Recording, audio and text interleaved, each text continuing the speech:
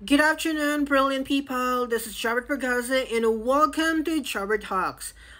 In today's golden conversation, I just want to share to all of you kana bitong mga butang nga dapat careful ta pag naata sa laing nasod. Okay.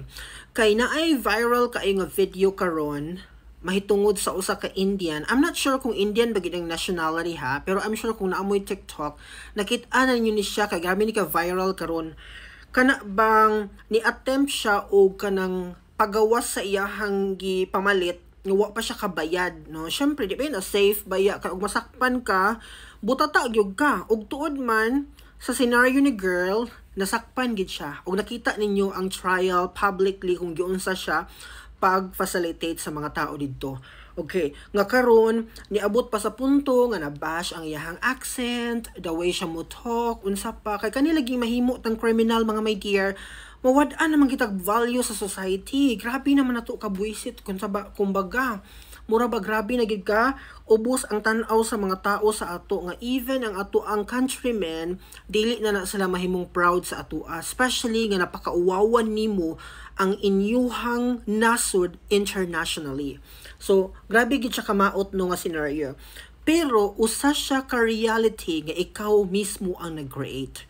So, muna giingon ako pabalik-balik mga my dear, nga once gani naamo sa laing nasod, mag-careful gid mo sa inyong mga transaksyon. Ako, kapila na ko nakakita og kwarta diriya. Kapila na ko nakakitag pitaka diriya. Pero ang tanong, gipunit ba nako? No.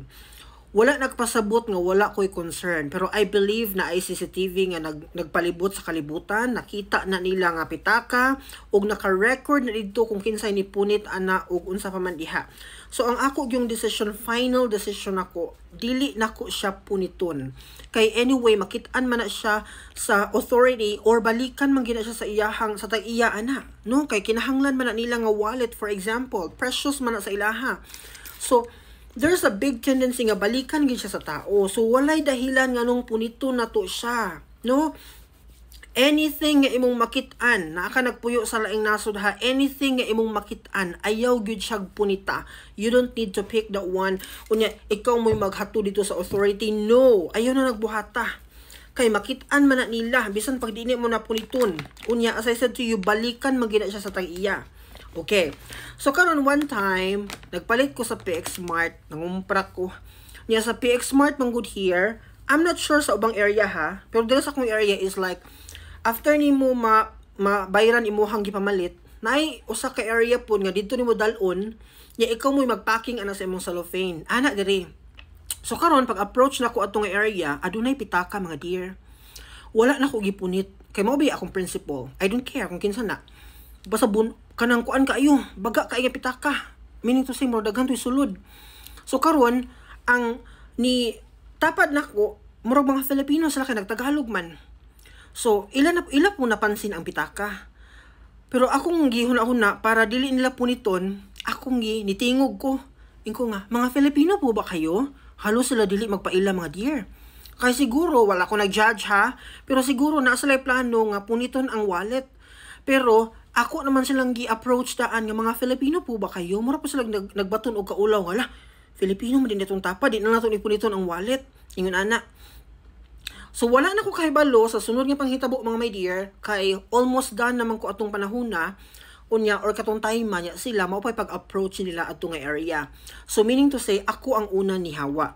Pero regardless og gipunit nila to or wala, bahala na sila kay ilaha tong pananagutan. Okay? Ingon ana gyud dapat ang galawan nato sa laing nasod, dili magpatakag punit mga dear, or else ikaw ang malagubo ana, no? Ikaw pay mapasanginglan ana. Kapila na ko even sa school kita ko pitaka dito. Wala gid ako gihilabtan mga diya, gipasagdan ra gid ako diha kung naay mo claim, okay kuha even mga pen, mga simple nga butang nga dili ako, never gid akong gipunit. Pagkangan nga dili na siya ako ang property, dili ako'y nagpalit ana. Okay, aside ana mga my dear, we also need to be careful kanang bitong sugo-sugo. Palihog ko pwede ko padala ani friend, siya nagpalit, no? For example, from the Philippines to Taiwan, ana. Kay diri man ko nag-work, unya manugo siyang magpadala, never gyud ko mudala ana dear. Bisan pag unsa ta ka close, di gyud ko nimo maasahan ana. Pasensya na ha, kay mao po na gitulo sa akong ginikanan sa ako. And I believe mao na siya pinaka safe nga butang nga imong himuon. Pero kung ang certain individual padalhan ko niya kwarta niya, ako'y mamalit sa product, pwede ra, musugot ko ana. Once nga ako ang mupalit, once nga ako ang nihimo sa transaksyon.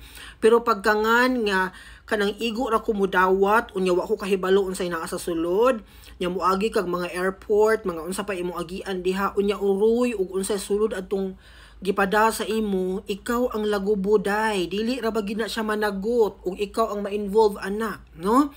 Muna akong ingon sa inyo, you have to be careful kay ang batas nga umiiral sa ato ang gipuy-an dili na to batas sa Philippines, no? Mag-struggle na pud atong country to save us puhon-puhon ug magtinanga ta. Mo nang be careful gid mo. Anything nga pwedeng himuon, kintahay. You have a friend unya imong ATM account, pasudlan niya kwarta. It's another thing nga dapat nimong bantayan.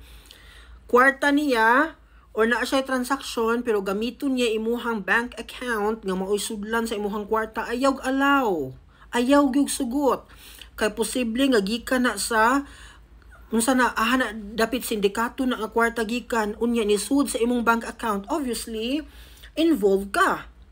Unsaon nimo pag-defend karon, maingon ka nga wala ka kahibalo, ignorance of the law excuses no one. Mao na siya reality sa kalibutan. So dili gyud magtinanga, be careful. Again, kung dili nimo gitransak ang usa ka butang, ayaw buhata. Kung dili or ayaw ialaw, ayaw pagsigig bit-bit na ay ibilin sa imuha nga bag, ayaw sugot. Bisag unsa mo ka close. Bahalag maguba yung friendship mo na ako Bahalag maguba atong friendship, dili gyud ko mo alaw.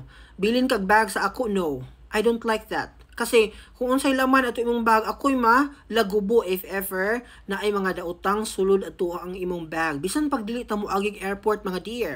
Dili gihapon ko mudawat, basta kay naa ako sa laing nasod, I have to really be careful gyud. Tanan na kong i-allow nga transaction kung ako lang mismo ang ga-process ana. Pero pagkangan nga igor ako mudawat sa usa ka butang, nga wa ko kahibalo unsay sulod, no. Sorry, I don't allow things like that nga mahitabo sa ako. Kay dili ko pa gusto nga mahitabo ka-experience ko anang ma-victim ta sa mga maling mga binuhatan sa ubang tao. Okay? Kay daghan ra ba kaayo na sa laing nasod mga my dear.